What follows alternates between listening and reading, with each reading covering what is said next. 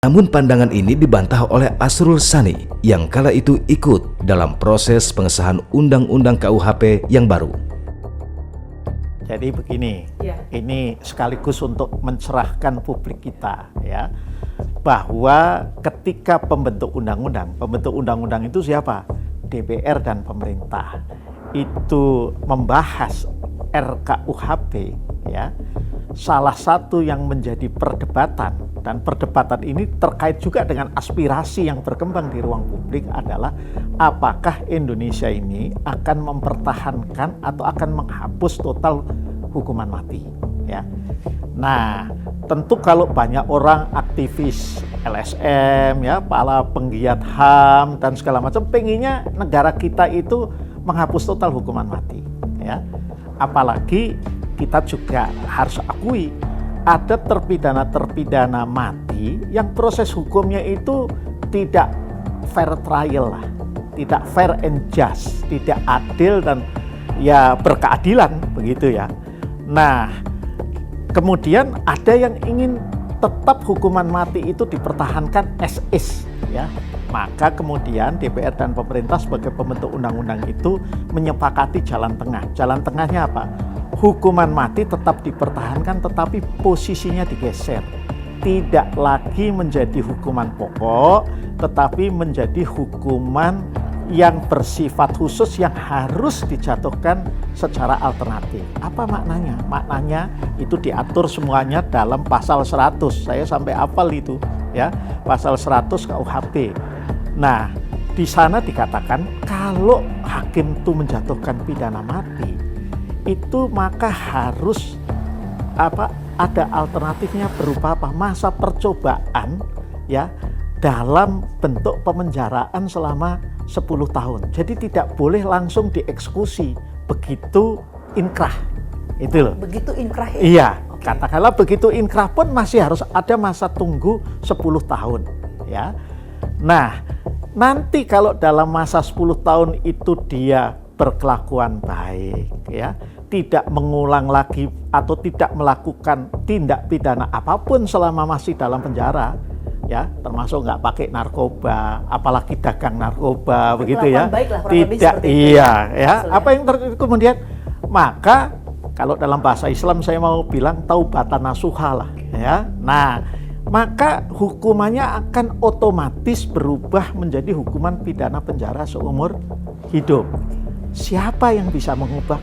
Bukan kepala lapas. Sebab ada juga kan selebritis yang bilang ini nanti kepala lapas bisa dagang ini surat kelakuan baik. Enggak begitu. Yang menentukan kan bukan kepala lapas.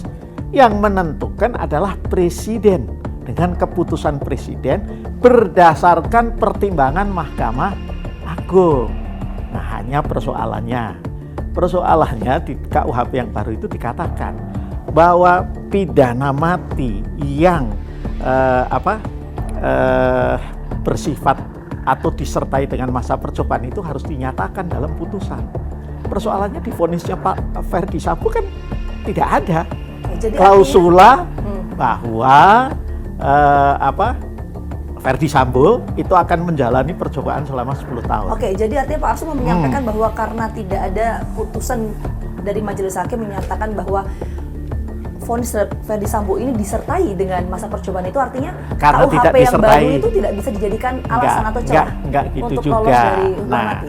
Jadi kan pertama begini, kalau proses-proses ini kita berasumsi ya, proses banding itu berjalan, proses kasasi berjalan, proses PK berjalan, proses gerasi itu berjalan.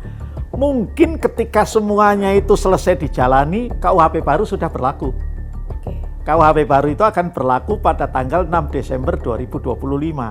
Nah, apa yang terjadi? Katakanlah ya, kalaupun belum berlaku ya, di dalam hukum pidana di KUHP kita sekarang dan di KUHP baru juga ya, pasal 3 itu saya ingat, itu dikatakan kalau ya selama dalam proses hukum termasuk menjalani hukuman ya, itu ada perubahan ketentuan hukum ya, maka harus diberlakukan ketentuan hukum yang lebih ringan. Jadi artinya ketentuan tentang hukuman mati dengan masa percobaan itu menurut pendapat saya mau tidak mau nanti akan diberlakukan terhadap Ferdi Sambo. Begitu pula dengan pandangan Sugeng Teguh Santosa, pihaknya meyakini bahwa melihat undang-undang yang baru tidak akan menghambat proses hukum terhadap Ferdi Sambo, meski memungkinkan mantan Kadif Propam Polri itu tetap akan menggunakan segala cara untuk menghindari hukuman mati. Hambatan Ferdi Sambo itu terhambat pada prinsip yang namanya undang-undang tidak berlaku surut. Undang-undang ini dinyatakan akan berlaku kan 3 tahun kemudian, ya. Berlaku 3 tahun kemudian kalau dia disahkan kemarin Januari ya. Desember 2022. 2022 berarti kan Desember 2025 berlaku, kemudian di situ baru mengikat. Ini tidak terkena Ferdi Sambo. Karena timelinenya itu ya Pak? Iya, karena itu belum mengikat pada peristiwa putusan Ferdi Sambo ini, ya. Jadi kecuali dia mendelay putusan sampai PK kasasi itu sampai melewati batas berlakunya undang-undang. Oke, nah mungkinkah itu ditempuh oleh Ferdi Oh Sambo? ya, harus ditempuh segala cara. Oke, mendelay termasuk tadi mendelay proses hukum itu tadi. Iya, mendelay proses. Tapi kalau orang ditahan itu batas waktunya tuh ada cuma 1 tahun. Oke, jadi Ya. hanya punya waktu 1 tahun Pak, Iya, perspektif jadi Pak ini Sugeng. sangat sulit sekali ya. Oke. Kecuali dia tidak ditahan, dia ditahan.